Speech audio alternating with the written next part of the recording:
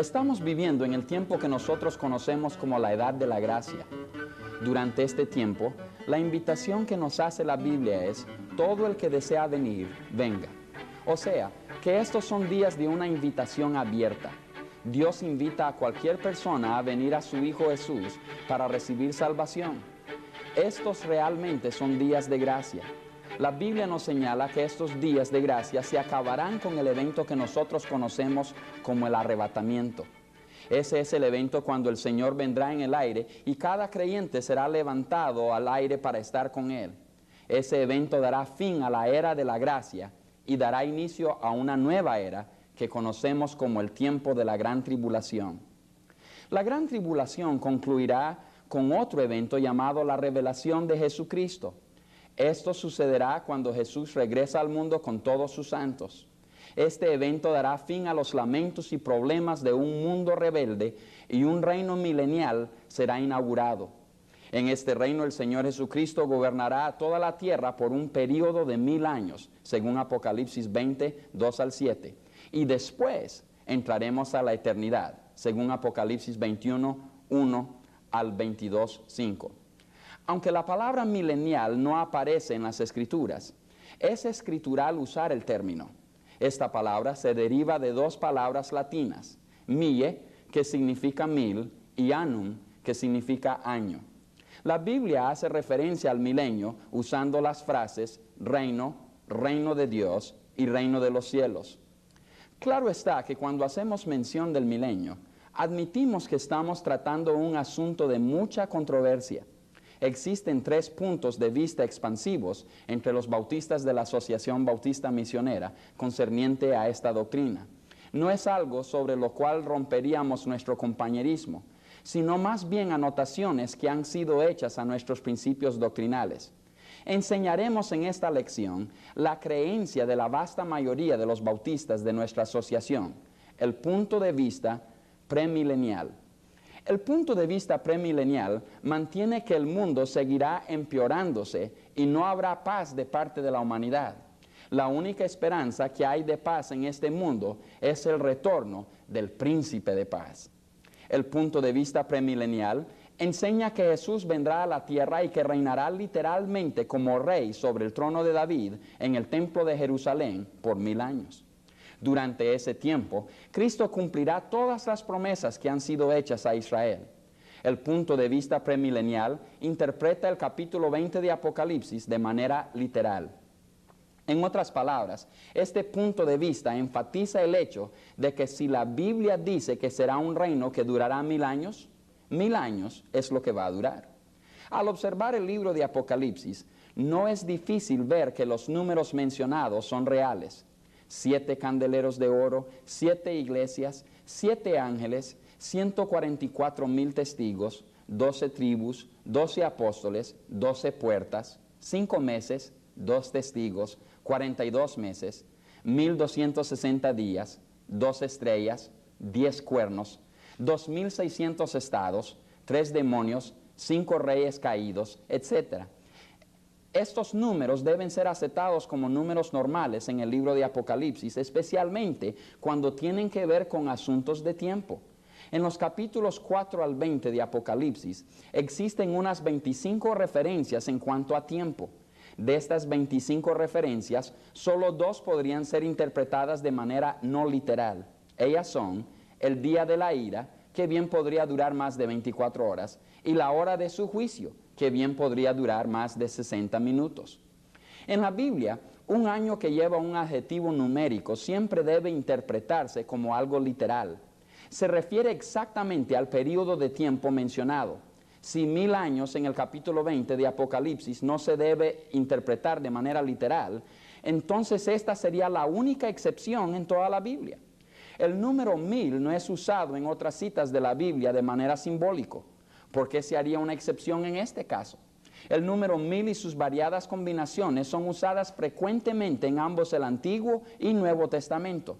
Nadie pregunta si son simbólicos los siguientes casos. Por ejemplo, los 5,000 creyentes mencionados en Hechos 4:4, los 23,000 hombres que murieron en 1 Corintios 10:8, o los 7,000 que mueren en Apocalipsis 11:13.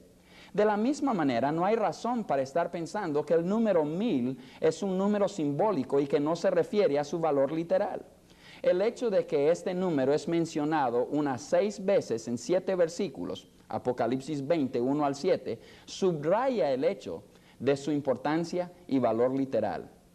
Y una cosa más para culminar este pensamiento. La mayoría de las personas interpretan todo lo demás en este pasaje de manera literal. Ángel, cielo, diablo, resurrección, palabra de Dios, naciones, etc. Entonces, ¿por qué iban a interpretar el número 1000 de otra manera? Si el número 1000 solo es simbólico, ¿por qué es que las demás cosas en el versículo no son simbólicas? Yo creo que todo el pasaje debe ser interpretado de manera literal.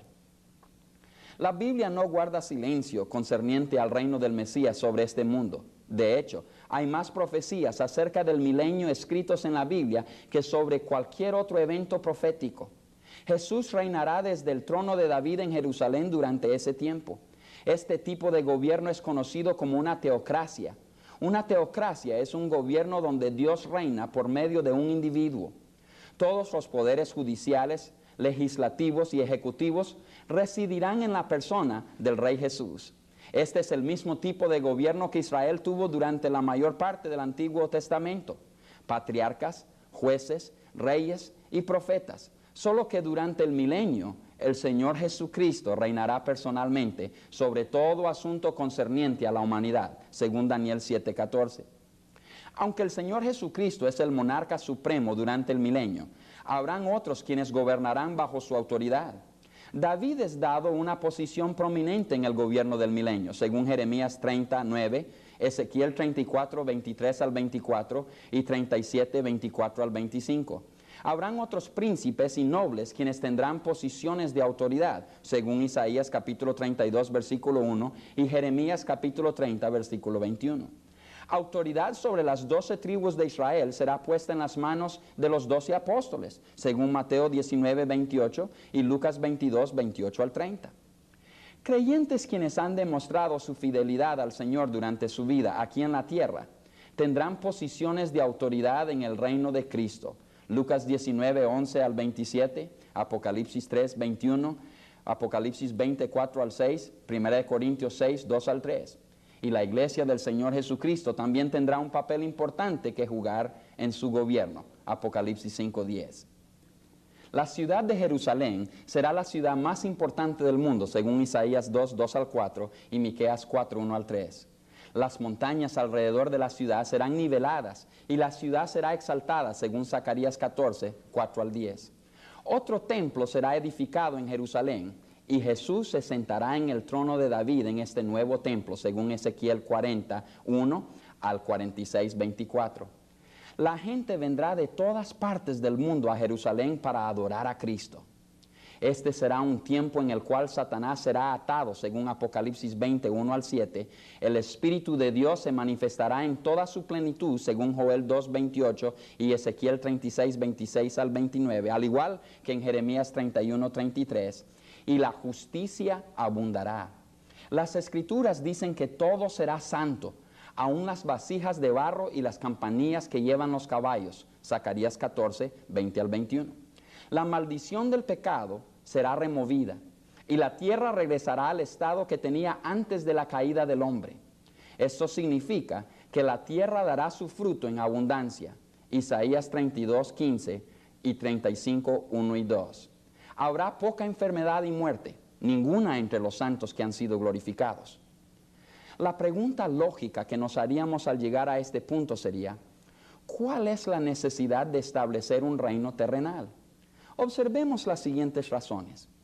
En primer lugar, Cristo tiene que reinar sobre la tierra para así triunfar en el lugar donde fue humillado. Fue rechazado por los gobernantes de este mundo, 1 Corintios 2:8. Por eso es que tiene que ser exaltado en el mundo. En segundo lugar, para demostrar cómo hubiera sido el mundo si el hombre no hubiera pecado y desobedecido los mandamientos de Dios. Y en tercer lugar, para cumplir 3 pactos importantes que Dios hizo con el hombre. El pacto con Abraham. Dios le prometió a Abraham que su simiente sería una nación grande por medio de la cual todas las naciones del mundo serían bendecidas, según Génesis 12, 1 al 3. Y que su simiente algún día serían los propietarios de la tierra de Palestina para siempre, según Génesis 12, 7, 13, 14 al 17, 15, 7, 15, 18 al 21 y capítulo 17, versículo 8. El pacto con David, Dios le prometió a David que de su descendencia saldría un trono, reino y rey eterno, según segunda de Crónicas 13:5, segunda de Samuel 7:12 al 16 y segunda de Samuel 23:5. El nuevo pacto. Dios prometió a Israel perdonar sus pecados, darle un nuevo corazón y usarla para enseñar a los gentiles. Isaías 42:6, Jeremías 31 al 34 y Hebreos 8:7 al 12. Para recompensar a los siervos de Dios. Salmos 58:11, Proverbios 11:18, Isaías 40:10, Mateo 5:12 y Mateo 16:27, al igual que el capítulo 25, versículo 34. Para cumplir profecías bíblicas según Isaías 2 al 4 y 11:10 y los capítulos 65 y 66. Cristo debe reinar hasta destruir todos sus enemigos. La muerte, 1 Corintios 15, 24 al 28, Satanás, Apocalipsis 20, 7 al 10, y los no creyentes, según Apocalipsis 20, 11 al 15. La Biblia describe en detalle las condiciones que existirán en la tierra durante el tiempo del milenio. Será un tiempo de paz, según Isaías 2:4, de gozo, según Isaías 9:3 y los capítulos 4 al 7, de santidad, según Isaías 1:26 y Zacarías 14:20 al 21, la revelación de la gloria de Dios, según Isaías 4:2 y capítulo 24, versículo 23, un tiempo de justicia, según Isaías 9:7, el removimiento de la maldición de pecado, según Isaías 11, 6 al 9 y Génesis 3, 17 al 19. Un tiempo de sanidad, según Isaías 29, 17 al 19. De adoración unificada, según Isaías 52, 1 y los capítulos 7 al 10. De sabiduría e instrucción, según Isaías 11, 1, 2 y 9 y el capítulo 2, versículos 2 al 3. En resumen, el milenio será un tiempo cuando el Cristo gobernará al mundo con justicia. Salmo 2:6, Isaías 9:6 al 7, capítulo 16, versículo 5 y capítulo 24, versículo 23. En Apocalipsis capítulo 20, deseo que miremos el milenio en relación a la derrota del diablo. Como cristianos, nosotros tenemos tres enemigos grandes: el mundo, la carne y el diablo. En Apocalipsis capítulo 18 al 20 vemos cómo cada enemigo del creyente es derrotado. En el capítulo 18 el mundo, la antigua Babilonia, es desechada. En el capítulo 19 la carne es consumida. Y en el capítulo 20 el diablo es destruido. En esta lección vamos a ver el milenio del capítulo 20 de Apocalipsis desde tres diferentes puntos de vista. La Escritura dice: vi a un ángel que descendía del cielo con la llave del abismo y una gran cadena en la mano, y prendió al dragón, la serpiente antigua, que es el diablo y Satanás, y lo ató por 1000 años, y lo arrojó al abismo y lo encerró, y puso sus sellos sobre él para que no engañase más a las naciones, hasta que fuesen cumplidos 1000 años. Y después de esto debe ser desatado por un poco de tiempo. Apocalipsis 20, 1 al 3. El milenio comienza y Satanás es atado. Notemos la manera en que se da inicio el milenio. En los versículos que acabamos de leer tenemos un cuadro completo del diablo. ¿Quién es atado? Se nos describe a esta persona en el versículo 2. Es el dragón, refiriéndose a su naturaleza cruel y bestial. Es la antigua serpiente que nos recuerda de su astucia. Es el diablo, que significa que es el acusador, y es Satanás, que significa adversario. En el texto encontramos que nuestro enemigo es atado por 1000 años. ¿Dónde es atado? Notemos que un ángel desciende del cielo con una gran cadena y que Satanás es atado y arrojado a un abismo. ¿Cuál es el propósito de todo eso, de que sea atado? ¿Por qué tiene que ser atado el diablo? La respuesta obvia es esta: si el diablo no fuere atado, no podría haber un milenio en la tierra. Al estar atado, habrá paz en la tierra por 1000 años. El diablo tiene que ser atado si es que va a haber paz. Durante ese tiempo, Él no podrá engañar a nadie. El milenio continúa y los santos son bendecidos. Observemos ahora la continuación del milenio. El versículo 4 deja al diablo atado y se enfoca en los creyentes. Y vi tronos, y se sentaron sobre ellos los que recibieron facultad de juzgar, y vi las almas de los decapitados por causa del testimonio de Jesús y por la palabra de Dios, los que no habían adorado a la bestia ni a su imagen, y que no recibieron la marca en sus frentes ni en sus manos, y vivieron y reinaron con Cristo 1000 años. Pero los otros muertos no volvieron a vivir hasta que se cumplieron 1000 años. Esta es la primera resurrección. Bienaventurado y santo el que tiene parte en la primera resurrección. La segunda muerte no tiene potestad sobre estos, sino que serán sacerdotes de Dios y de Cristo y reinarán con Él 1000 años. Apocalipsis 20, 4 al 6. Son levantados, la primera resurrección. En esos versículos tenemos una bella realización verídica de la resurrección de los renacidos de Dios. Existe una revelación progresiva a través de toda la Biblia. Muchas doctrinas bíblicas son presentadas a nosotros en forma de semilla al inicio, pero al seguir estudiando vemos el desarrollo y cumplimiento de estas doctrinas. Por esa razón es que es asunto peligroso el intentar construir una doctrina basándose únicamente sobre verdades presentadas en el Antiguo Testamento. Por eso es que insistimos en que haya una revelación total de las Escrituras y un estudio total de la Biblia desde Génesis hasta Apocalipsis para poder obtener el punto de vista de Dios sobre cualquier asunto. La implicación de las Escrituras es que la primera resurrección incluirá a creyentes. Eso es lo que encontramos en 1 Corintios capítulo 15. Pablo habla de ello cuando menciona asuntos de la siembra. Él utiliza como ilustración la fiesta de primicias del Antiguo Testamento. Esta fiesta era una ceremonia en la cual se daba gracias a Dios por las cosechas del año.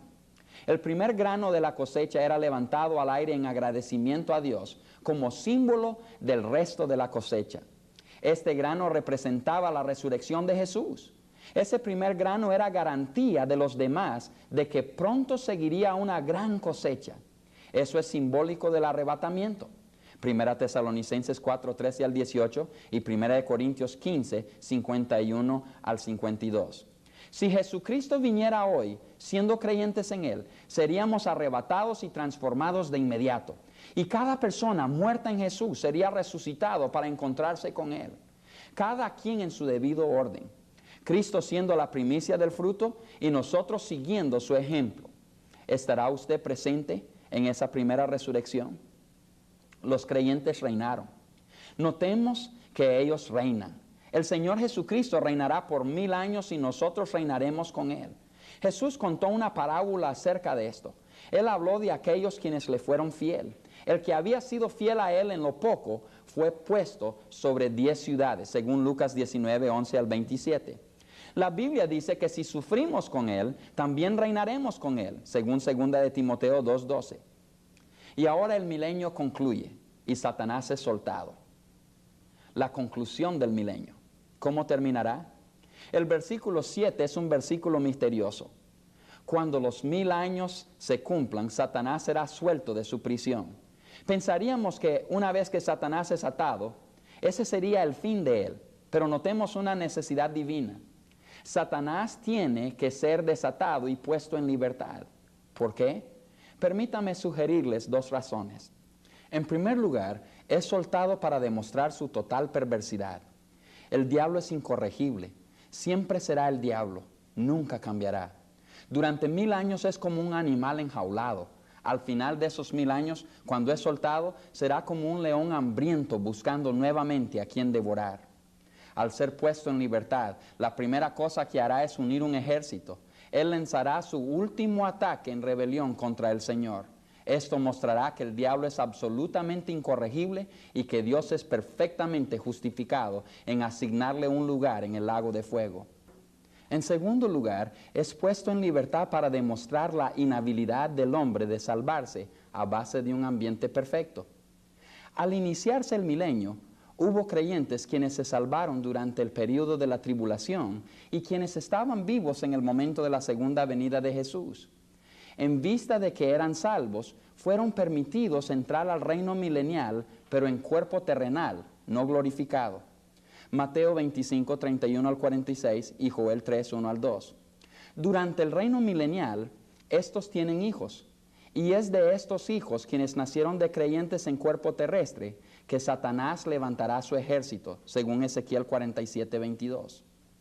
El hecho de que la humanidad pudiera tomar parte con Satanás y rebelarse contra Jesucristo demuestra que el hombre es incapaz de salvarse a sí mismo a base de un ambiente perfecto. El diablo siempre ha podido engañar al hombre. Él le ha dicho a las personas que la razón de todos sus problemas es el ambiente en que se encuentran. Según él, si la situación de cada quien fuera diferente, todo estaría bien. Es difícil para mí creer que alguien pudiera vivir en la presencia de Cristo en toda su gloria y no amarle. Y sin embargo, de acuerdo a este pasaje, muchos se van a rebelar en contra del Hijo de Dios y su reino. Este evento demuestra lo profundo que corre la maldad en el corazón del ser humano. La Biblia dice que el problema del hombre no es externo, sino interno. Cuando llegamos al milenio, encontramos que un ambiente ideal no convierte a nadie. La verdadera pregunta que tenemos que hacernos es, ¿estamos preparados para la venida de Jesús? Porque grandes cosas le esperan a cada hijo de Dios quien pone su confianza y esperanza en Él.